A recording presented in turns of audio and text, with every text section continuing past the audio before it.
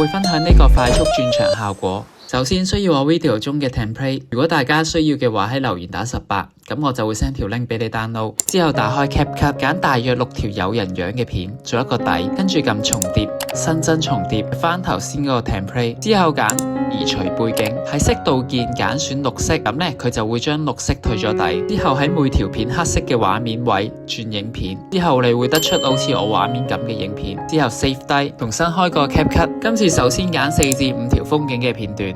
之後重疊，新增重疊，翻頭先 save 低嗰條片，再去移除背景，色度鍵，今次移除黑色。之後喺每次轉場，每次有人樣出現之後，轉第2條片，最後入翻有人樣嗰啲片，拉翻完整個畫面，撳移除背景，自動移除。之後揀選動畫，向上移動，時間揀翻0.2秒，每條片同一樣做法，咁就搞掂啦。